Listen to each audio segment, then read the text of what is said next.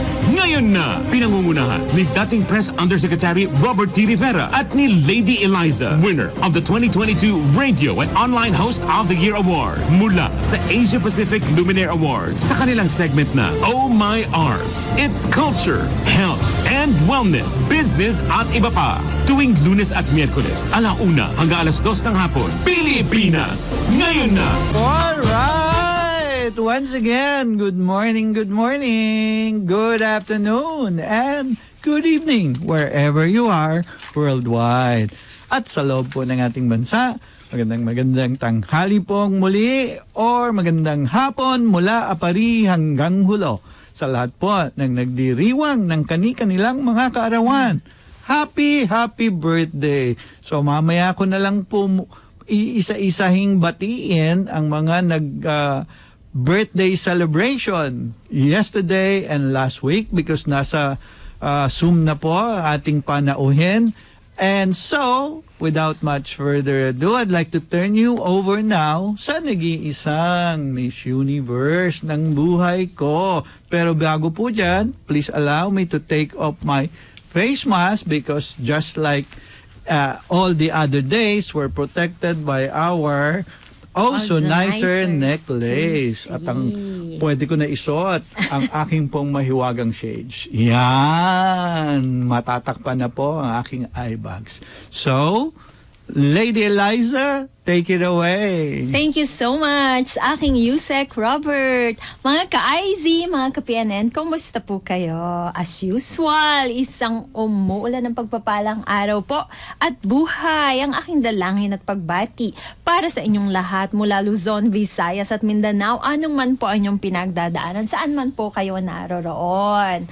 Maya, pagat panapon sa Kapampangan. Masantos, Syangarem sa Pangasinan. Naimbag nga malam sa Ilocano, marhay na udto sa Bicolano, maayong hapon sa mga Cebuano, Chamakuyab in the Batanes Islands, mayad nga hapon sa mga taga-Aklan, buenas tardes sa mga Chabacano at sa ating mga kababayang Muslim worldwide, Assalamualaikum, peace be upon you. And because Pilipinas ngayon na can be seen and heard worldwide, please let us greet you hello at random languages. Hola, aloha avakea, marhaba, guten tag, bonjour, здравствуйте, ciao, ni hao, konnichiwa, annyeonghaseyo, sawadi, xin chao, prinhaunda, hello, Yusek Robert, dahil nakikita ko na via Zoom ang ating panauhing pandangal. Alam mo ba? Okay. Na 2 decades ago pa, uso na sa kanya ang salitang work from home. Oh, yes. wala pa yung pandemic. Work from home na. So, yeah. Dapat nating malaman paano niya na-survive yan. Yes.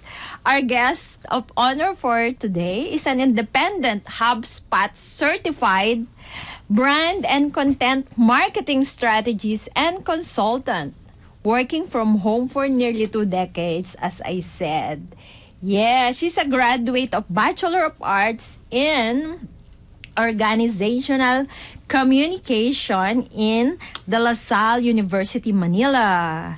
Mm-hmm. She has completed the Marketing Manager Development Program at the Asian Institute of Management, where she is currently completing her postgraduate diploma in management. She has worked with tech startups, B2B and service-based businesses in the US, the UK, Australia, and New Zealand. Wow, international. Yes. Okay. She also became an executive contributor to Brains Magazine. And Magazine. Brains. And in 2022, she was honored by the CREA Global Awards for her creative and innovative ideas and adaptability in business. So please help me in welcoming Miss Adeline Adele Yuboco. Good afternoon. Hi, good afternoon. Hi, good afternoon, Miss Adele. How are you? Nasaan ka ngayon? I heard malayo daw kinaroroonan mo. Nandiyan ka pa yata sa may Batangas area. Yes, I'm here at home in Batangas po. Oh, wow. Batangas. Kumusta ang weather dyan? Kumusta ang... Malamig po. Malamig po. Masarap. Wow. Malamig po. Dito rin sa loob ng studio, nalalamig. Yes. Hindi na kami pwedeng hindi full aircon because of our lights, studio lights, and because we're on TV. Yeah. Okay, kasi na-challenge kami 2 decades ago pa pala work from home. Tell us about your job as a brand and content marketing strategist. Yes. Go ahead, It says please. here Yes, you're an so- independent HubSpot certified. Please What does it mean? tell us more about it. Yeah, so basically I'm certified by HubSpot. So HubSpot is one of the premier content marketing firms in the US and actually internationally. So they have a set of principles and procedures that they do para sa mga content marketing strategies nila. So actually I started working from home, like I said, 2006 pa po. So that's almost 2 decades na po. I started from the ground up, but I started po writing and then eventually learned the ropes, tapos developed yung knowledge po, tapos yung know-how para makapag gawa ng mga strategies and implementation and execution po for yung mga brands. Brand marketing, meaning yung mga personal brands, so with companies or with professionals that want to start their business or grow their business and get their audience online. Yun yung ginagawa namin for that one. And then content marketing, that's one of the strategies. So essentially it's giving out educational information. So this social media is part of content marketing. So ganun po ang ginagawa namin. So it's in different forms. It started out with text in the form of blogs. Tapos dumating na po yung videos and then may audio na po tayo. Yeah, so so that's what's been my story. Okay. So, Miss Adele, when Lady Eliza mentioned you've been doing that for the past 2 decades, more than 20 years. 2 decades. So that's more than 20 Almost years. yes. And considering Almost na hindi pa nagpa-pandemic noon, nandyan na kayo. So how was it doing it working from home? Di pa uso na ng Zoom, di ba? Anong ginagamit yung Hindi pa po. app noon? Hindi pa po. Anong mostly Opo. ginagamit yung app noon? Dati po, wala pa po talagang mga apps. In fact, nung nag-start ako, wala pang Facebook pa po. Friendster email, pa po. email lang. Ngayon. Email lang po. Tapos, may mga chat apps, pero mga text-based po siya. Okay. So, mga kaidaran natin, kung alam nila ang mga like Yahoo Chat, IRC, tapos mga ICQ, mga ganun po. Pero mostly po, email.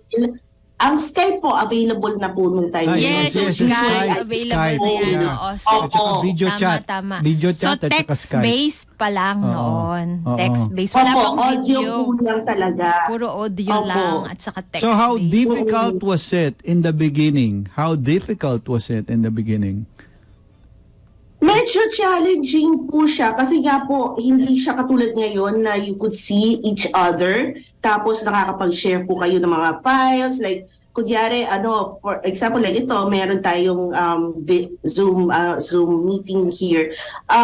Usually before talagang audio lang ang the most na mga gagawa. Tapos pag may mga files, may mga kailangan i-discuss sa mga meetings even if audio siya remote, kailangan ipadala muna yung mga files na yon. So, hindi siya yung katulad ngayon na pwedeng, like sa Zoom, diba, meron mga times na pwede kayo presentation, real time. Pwede share yung screen ngayon, di ba? Real time sa screen. Opo.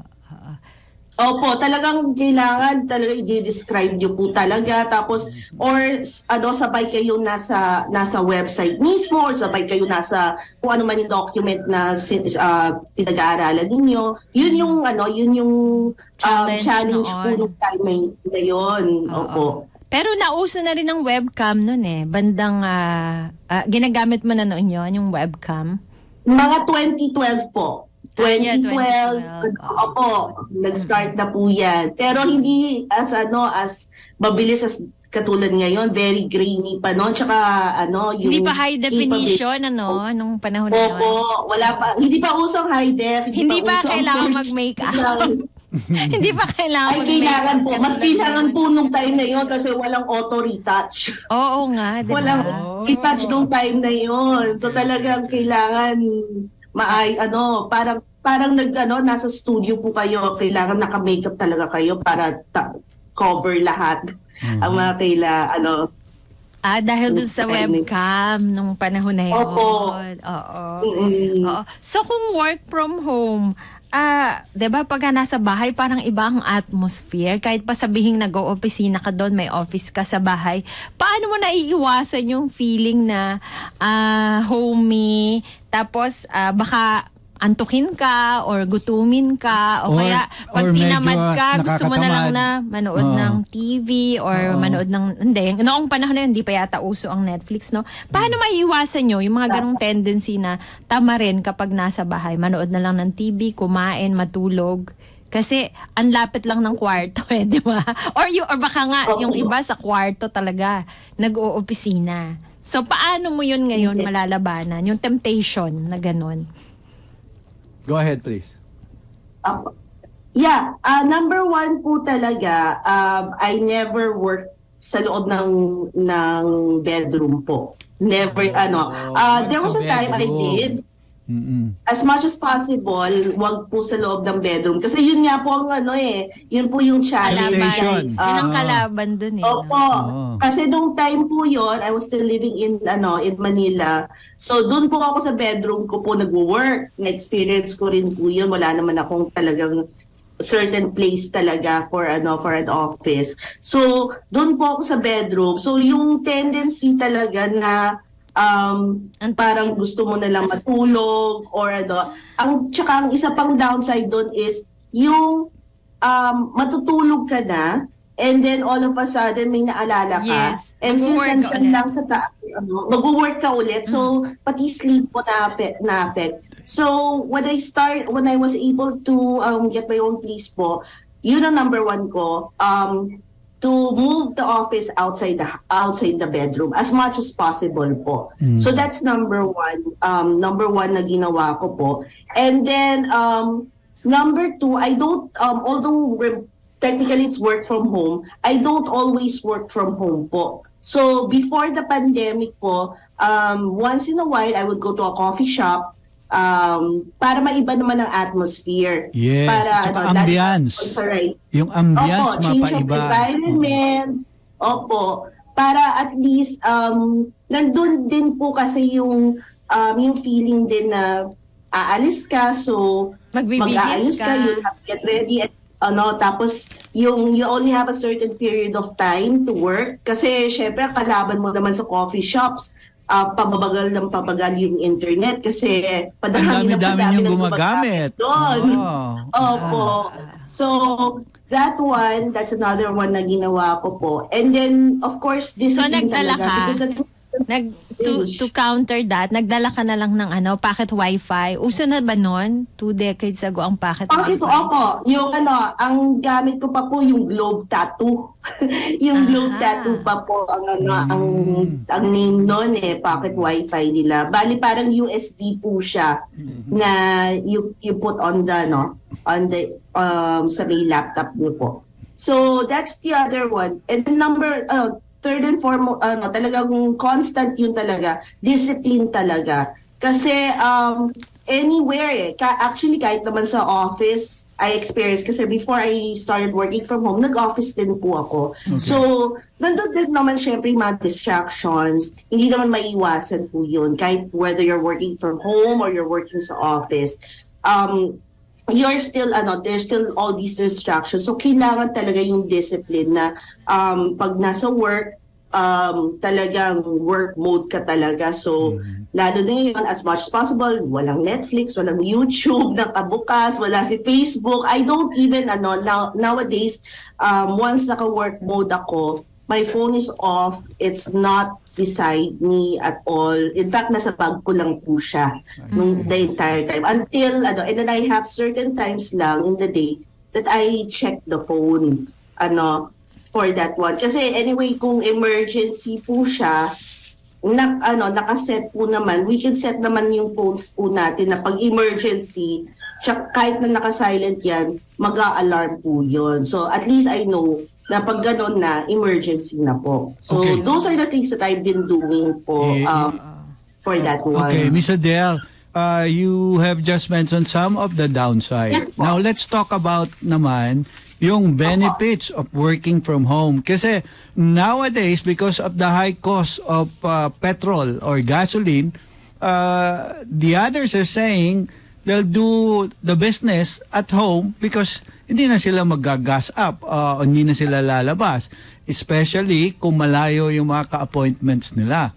So, what are the benefits that you think can one derive from working at home? Go ahead. Number one talaga po yung cost, not just sa petrol, sa fuel, yung gas po natin, pati yung toll. I mean, even something as simple po as yung commute time po. Yes, yung stress time din po element. sa commute time. Kasi syempre, I think naman lahat tayo nakadanas po ng EDS sa traffic po. Kahit anong oras po yan. Basta dumaan ka po ng anywhere naman po, whether Skyway ka, C5 or EDS ka dumaan, traffic talaga. And that traffic in itself, imbis na yung mind mo, piniprep mo for work, nasa stress ka na, by the time you go to the office. Correct. Lalo pa naghahabol ka ng appointment. Yeah. Oo, tapos lalo na, no matter how much time you try to allot, minsan may nangyayari talaga, may nababangga dyan, nagkakaroon ng problem sa road. And then, lalo na pag meeting ka pa na kailangan mong habulin, and then ikaw pa yung mag-represent, yung stress na ganon. That was one thing na I was very blessed na I wasn't, na ngayon, I can just go online and I can do the meetings on that one. And then, of course, nandun din po yung I can work anywhere. Like ako, I have the freedom. Maiba tayo, Miss Adele. May nakikita akong billboard tungkol dyan Umalis ka daw na cute or maganda, pero na-haggard ka dahil sa commute. Di ba? Parang may usong billboard ngayon. Oo. Inabot ng 20 years. Oo.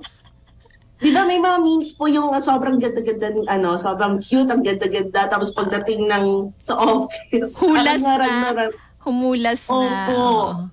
Opo. So that was one of the things. And then I was just really blessed siguro kasi nga I was work from home. I think for me, I believe God really put me through this direction kasi it actually, in my case, I have my own business po. So, nung nag-pandemic, hindi kami masyadong naapektuhan. Ayun, so yun ang ikwento nyo sa amin. Yes. How in the world, when everyone else were very, very much affected, kayo hindi masyadong naapektuhan? Is it because long before the lockdowns and the pandemic, you are already working from home? Is that correct? Partly po. It's partly true po that people, those that were working from home before the pandemic, were more prepared po of the lifestyle.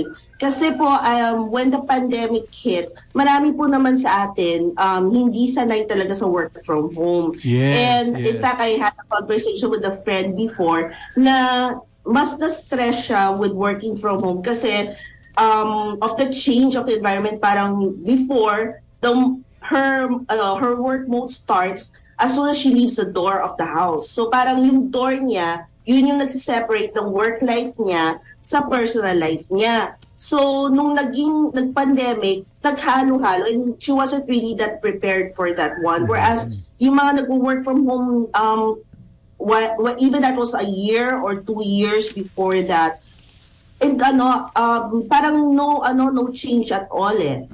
Everything we were already equipped with how it's going to be na months down the road na you're stuck at home, and then kasi we were doing that already before the pandemic. That was one of the in short, you were equipped already, and because you're prepared, it didn't matter most or no much effect because ginagawa nyo na. Yes. At naging routine na sa inyo. So in your case, it's advantageous. Is that correct too? It was advantageous po, pero syempre, tao lang po tayo. Like I said, I don't really always work 24/7 at home. There are times na nakakalabas naman din ako nung time na yon. And na-miss mo naman yung pag-work mo sa coffee shop. Opo. Syempre naman, whether it's a coffee shop or minsan mag-staycation lang sa So, parang yung mas medyo, I would say, mas napatagal yung before we were starting to feel also yung sinasabi nilang cabin fever, yung the stress of being locked up in a place for a very long period of time. Medyo yung tolerance po namin doon mas mahaba doon, mas malaki. Mas mahaba. Tolerance po namin. Pero that doesn't mean that we were immune to it, because ako, I would be honest, October 2020, I also suffered yung sinasabi nilang burnout nung time na yon, like everybody else. Although mas matagal bago ko na-experience, and it wasn't as bad as a lot of people, but still, even if I was working from home almost 2 decades, I wasn't immune to it. Kasi as human beings, we're social beings, and we want to still interact. May face-to-face interaction pa rin, and we still need that one. And that was something that was deprived from everybody nung pandemic po. Okay, sige. So, tell us about that burnout phase in your career. Anong naramdaman mo? Ano yung mga senyales, mga red flags na kailangang bantayan kung ang isang tao ay dumaranas na ng cycle na tinatawag na burnout cycle. Burnout phase. Burnout cycle in their career. Well, I guess iba-iba sila kasi ever since I gone through it, I started reading more about it, and actually I was hearing about it even before it happened to me. Iba-iba siya, pero in my case, what I noticed was the first one was yung restlessness. I was starting to feel restless, and then nandun yung sinasabi nilang brain fog, yung hindi ka makapag-concentrate. You try to, alam mong nakaset ka ng mind, lahat ng ginawa mo para to keep your mind sa okay, work mode ako. Pero the moment you try to start working, parang nothing is happening, parang you're not progressing. And then after that, of course, kasi nga you're trying to catch up with things, nag-affect din yung sleep. So there were times na na-experience yung insomnia until and then andun na yung nagiging mas mainit din ng ulo, mas naging stressful, and then a feeling of overwhelm. Yung parang hindi mo na alam kung anong unang gagawin mo. So it's eventually that's what happened sa akin. In that cycle. Oh, you mentioned insomnia. Di ba you work with companies based in the US, the UK, Australia, and New Zealand. Baka may kinalaman doon? Wala namang kinalaman kaya doon? Because, di ba may time zone, time difference. Yun kaya ay isang factor na nakaka-affect sa sleep cycle mo? Kagaya ng mga nasa, BPO, di ba? Different time zones sila. Do you still manage to get like 8 hours of sleep a day? Opo, I still get that one. Kasi usually po, with my clients, ang pinakamaganda actually is Australia and New Zealand kasi actually mas daw una pa ang time zone nila sa atin. So advance sila ng ilang hours? Advance po sila. So like now it's about 1:26 po. I think sa kanila around 3 o'clock or 4 o'clock na po ng hapon. So it's earlier. Okay. And then for example like in New York, yung early evening sila, ang pinaka-challenging lang are those that live in California. Kasi sa West Coast. Talagang yes. Sa West Coast yun. Ang New York is in the East Coast. Okay. Yes po. So, usually, I still get the time of sleep. Pero may insomnia po kasi, ang nangyari doon po is that even if, say, for example, I used to work kasi sa BPO before I started working from home. So, more or less familiar ako sa time shifts. But there were times when I say insomnia, I'm talking about like 2-3 days no sleep at all, no matter how much I try to sleep. 2-3 days without sleep?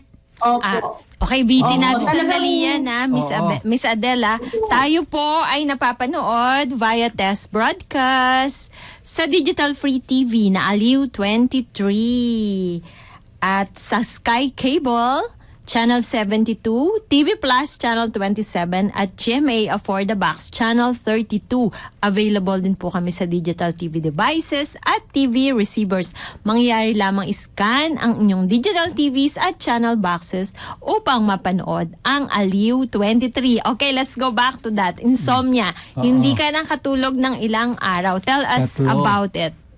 Paano mo yan hinandle? Yeah. Opo. So, basically po, nung time na yon, the first thing I did was to follow my dad's advice, when my late father's advice to stop. As in, talagang stop everything and then just stop everything and take a break. The moment I did that one, syempre nandun pa rin yung what if I need to start working. Kasi talagang parang work mode on ka lagi eh. Ganun ang feeling pag burned out ka. Parang you're always on work mode. The sleep na hindi ka makatulog kasi you try to close your eyes. Alam mo yung feeling na matutulog ka na lang pero ang daming umiikot sa utak mo. You start thinking about so many things. So, those are the things na yun ang nangyari. So, nung pinastop ako ng work, just relax, no technology, no nothing. Doon ako nakastart na makaramdam ng tulog. And then, I just notified yung mga clients ko noon na I had to, because of health concerns, I needed to take a break for about a couple of days. Miss Adele, you mentioned you need to take a break. We also need to take a break now. So huwag kayong aalis po.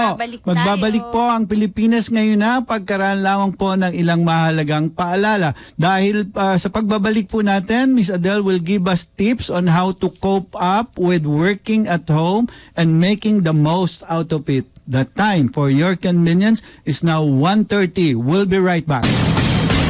Pilipinas, ngayon na! Nagbabalik po ang Pilipinas ngayon na. Ako po ulit si Lady Eliza at sa pagkakataon pong ito, pahintulutan nyo naman po kaming handugan kayo ng napakatamis na dessert for the soul. Ngunit hindi nakakataas ng blood sugar level. Garantisadong hindi nakakadiabetes. No carbs, no calories. Therefore, hindi nakakataba. Better than ice cream, yogurt at halo-halo. At ito po ay matatagpuan sa Pangalawang Korinto 12:9 hanggang 10. At sinabi po dito, ganito ang kanyang sagot.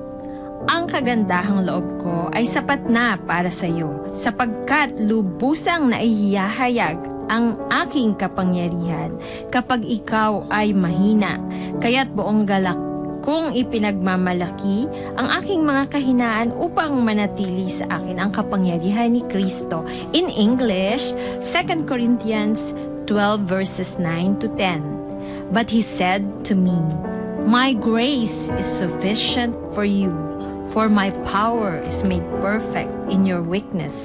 I will rather boast most gladly of my weaknesses, in order that the power of Christ may dwell within me. Again, tayo po ay napapanood via test broadcast sa Digital Free TV na Aliw 23 at sa Sky Cable Channel 72, TV Plus Channel 27 at GMA For the Box Channel 32. Available din po tayo sa digital TV devices at TV receivers. Mangyaring scan lamang po ang inyong digital TV at channel boxes upang mapanood ninyo ang Aliw Channel 23. All right. Okay. Before we give you back our distinguished guest, once again, we would like to greet a belated happy birthday to the Honorable Ambassador Barry S. Gusi. At there's a new generation na po ng peace advocates in the persons of his children. So let's hear a message from his eldest daughter and his youngest son. So if Please roll VTR. Our video is ready, there you are.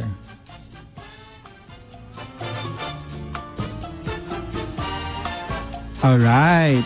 You will hear Conchitina. Si Conchitina po. Oh, that's the induction. Greet the man of the hour, no other than the Ambassador, Barry Gusi. A very happy birthday. And thank you, Ambassador, for actively campaigning for me.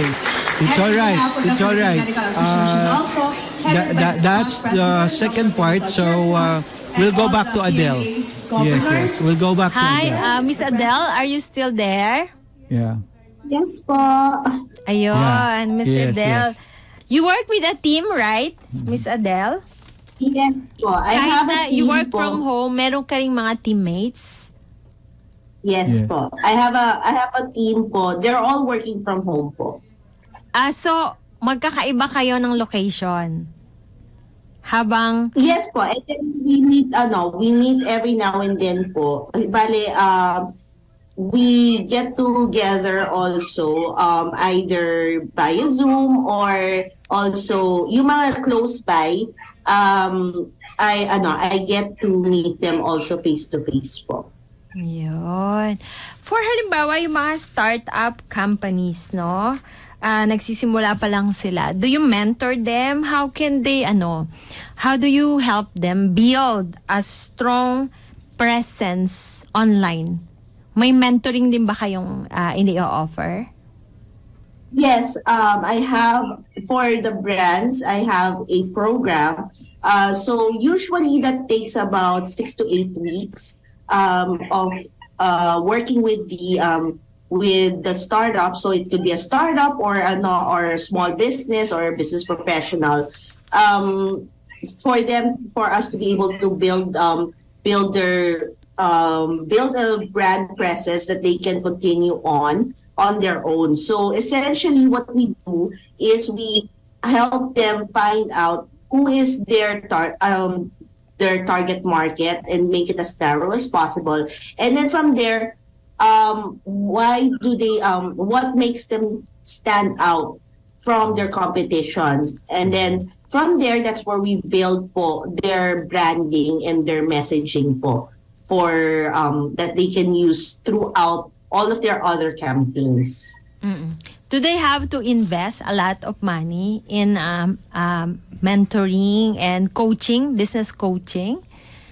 Or And how how much does it cost? Yeah. It depends po kasi talaga. Usually there are some for the US po, it's about 1,500 US. So that's pretty much hard. Yes. Which is actually for the entire, 4 to 6 weeks mentoring or Yes. coaching program. Okay. Yeah. Do you Kasi tailor usually fit, Miss Adele? it's like, yes. Do you tailor fit the module for a particular company or for a particular brand or business. product? Do you tailor fit this? Yes. Uh-huh.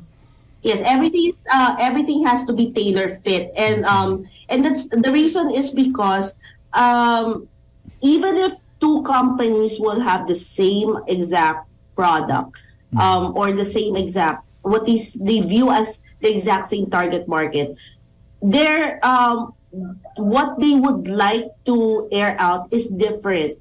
Say for example, you have two health and wellness products, okay? Health and wellness, okay.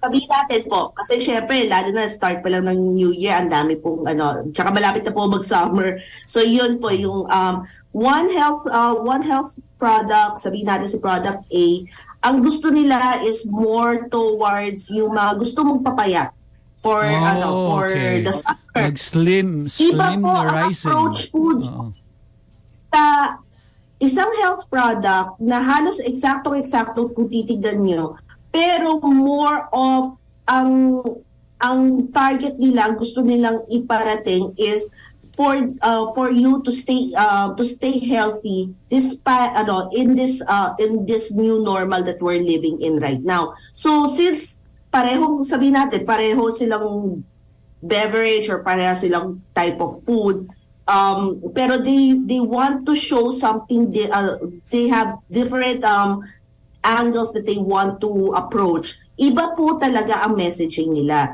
And then iba rin po if, for example, if they are targeting a US audience versus Filipino audience. Kasi syempre, iba naman din syempre yung principles and values tsaka yung culture po ng US sa Pilipinas. I see. Talaga customized. Yes, customized. And tailor fit for the company's target audience. Yan. Yes po. Okay. Another thing, there's a question here mula kay Insyong Talavera. Yung mga nag-startup lang ng business, matagal ba bago raw sila makapenetrate sa market? How can you help them? For example, coffee ang product nila. Healthy coffee, for example. And then we all know that the market is currently flooded with so many healthy coffee drinks. Yung iba 3-in-1, 10-in-1, +1, may iba may ginseng. So what can they do to make their product different from the rest? Diyan pumapasok yung mentoring nyo ng strategies. Okay. Opo. So, again, it goes down to who is your target market. So, when I say who's your target market, usually the number one answer I always get is everybody or a certain demographic lang or a certain country or a certain income. What I would suggest is for you to go as specific as possible. And when I say specific, what I would suggest, what I always tell my clients is that picture your ideal client as in the best client for you sitting in front of you and describe that person. Where do they live? Aside from the usual, the demographics, the income, educational background, those things. Where do they live? What do they do during their spare time? Who are the people that they follow on YouTube? Do they follow what do they watch on Netflix? Kasi yung mga things na ganun kasi, it will give you a better idea on how to approach them. Parang best way to describe it is parang mangliligaw ka sa isang babae. Kuya, di ba, mga lalaki. Alright. Because marketing is actually that. Marketing is as if you're nangliligaw ka. So, ang doon is, syempre, may nataypan kang, si guy, may nataypan na girl. Okay. Or, di ba? So, ang doon is, hindi mo lang pupuntahan na, uy, like kita, tayo na, di ba? Pakapasampal siya. Di ba? So, syempre, ang gagawin mo, i-fishing mo muna. Titignan mo, uy, ano bang type niya? So, in short, you have to make a research. Is that correct? Yes. You have to make a research of the things she or he likes. And dislikes. Kailangan dislikes, alam mo no? ang likes and dislikes. Kasi di mo siya pwedeng bigyan ng flowers, ng bouquet kung meron pala Chocolate lang siyang palang allergies. gusto. Kung may allergies pala siya sa bulaklak. Pag binigyan mo pala siya, manganganib pa yung health niya. Hindi rin niya pala paborito ang tsokolate. Iba pala ang gusto niya. Diba? Ang gusto niya pala pagkain So, na. Miss Adele, is this where this thing called putting your best foot forward comes in? Not yet. That's where you will get to know paano mo ipuput yung best foot forward mo. So, Okay. Go ahead. po kasi like sabi nga ni Lady Eliza gagastos ka ng 1,000, 2,000, 3,000 pesos para sa bouquet. Talagang ang ganda-ganda. Tapos yung pala, may allergies pala sa bulaklak yung yung bibigyan mo. Baka instead na ma-impress, maasar. Imbis na ma-impress sa'yo, ang mangyayari is na-hospital pa. Dala pa sa clinic. So, Okay. So, ang chance mo ay bumaba. Yes. So you have to learn really kung ano talaga ang gusto nila. So who's your target market? Kasi iba ang way. For example, I'll just give you one suggestion. For example, kung ang target market ng nitong entrepreneur na to for the coffee, say for example, is yung mga Gen Zs, then don't use Facebook or don't use yung mga old style kasi wala dun sila eh. Hindi na sila nagpe-Facebook. Nasa Instagram na sila. Actually, nasa Instagram, nasa TikTok, Discord, yung mga ganon. Yes, I hear that from our son. Discord. Yes. Yung mga Discord. Yes. So, or sino mga influencers on YouTube ngayon na they follow, so you could try to ask them to review your product. Gen Z market more listens now towards yung honest reviews. Iba siya sa time nung mga baby boomers or yung mga medyo old but young at heart na mga tao na we're used to listening to as yung mga brand X versus brand Y ganyan na statements.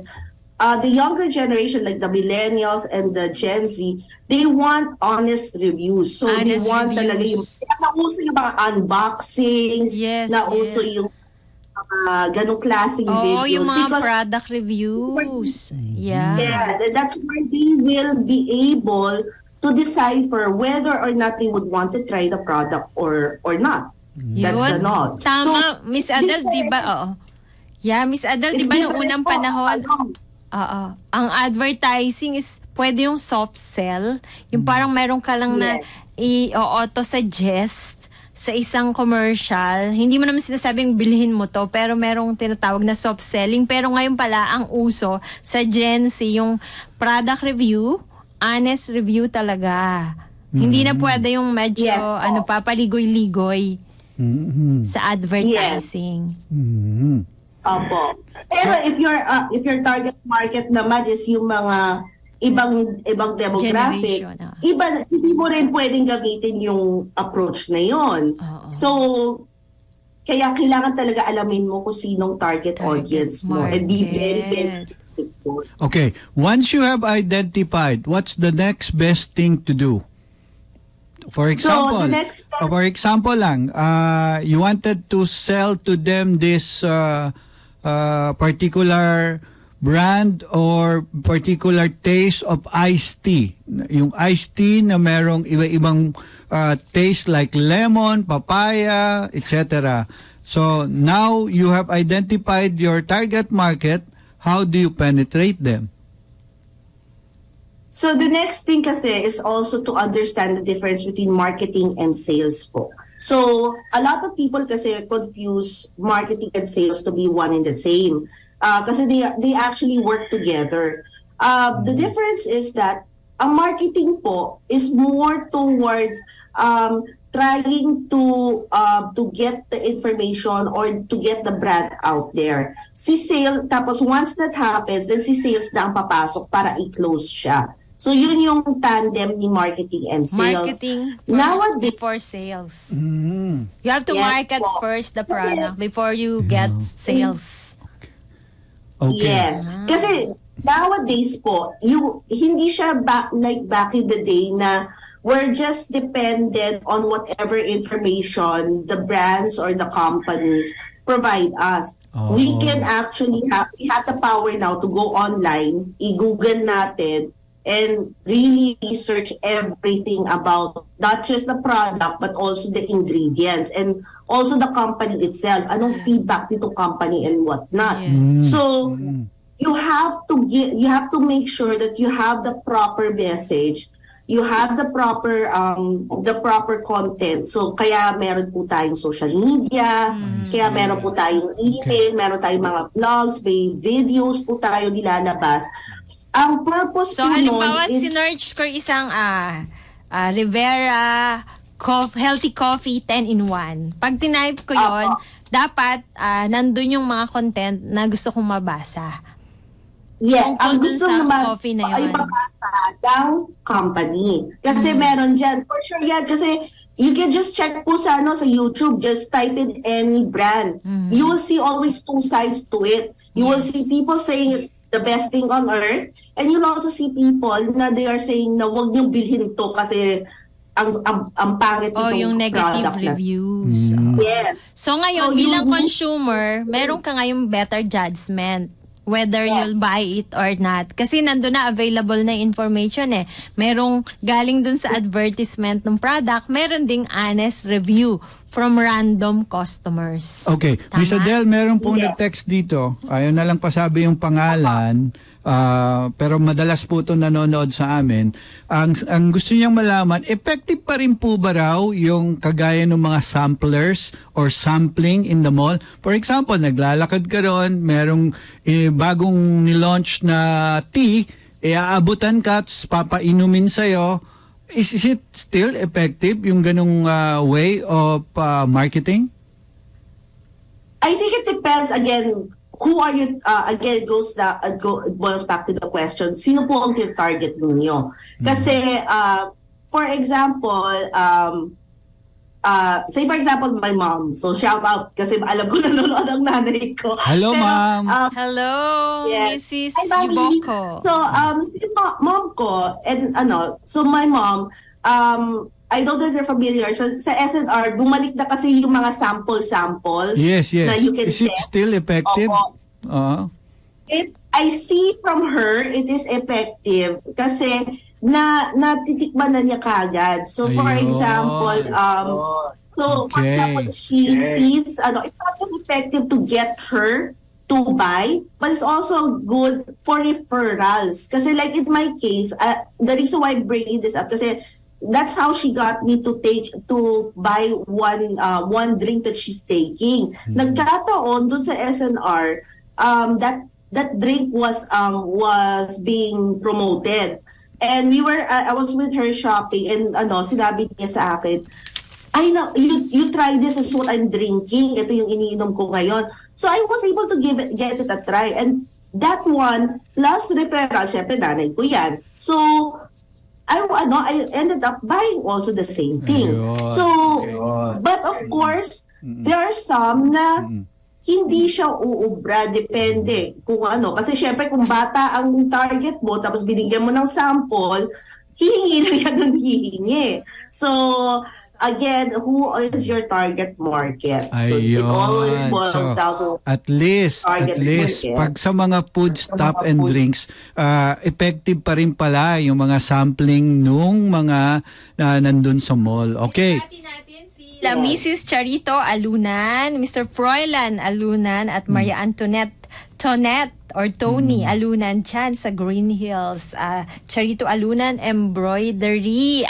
Bago tayo maubusan ng oras, Miss Adele, papasalamatan natin ang ating mga nakakatuwang sa broadcast, led by Engineer June Aguba, ang ating mga writers, sila Miss Rashid Locsin. Of course, ang ating si Miss Mara Valle na busy sa programa Before and After Us. Huwag niyo po kakalimutan tutukan siya mamayang 2:00 sa kanyang Stories of Love. Si Miss Mara Valle. Malapit na ang Valentine. Thank you, Ariam Sancho and Jen Patrolia sa ating pong news director. Si Miss Judith Estrada Larino. Sa atin naman pong SOCMED. Sila Miss Kim De Malanta and Kim Gomez. Oy, parehong Kim. Oh, yes. Uso ang mga pangalang... okay. Si L. Kane. Si L. Kane po pala. Sorry po. L. Kane, sorry. Of course, ating mga CA sila Miss May, si Alinio Dayon at Miss Yasmin Pantalyo. Thank you so much. Thank you rin sa ating Chairman D. Edgar A. Cabangon. So, thank you so much for your precious time, Miss Adele. Yuboko, thank you so much. God bless you more and more. This is Lady Eliza saying, thank you all so much.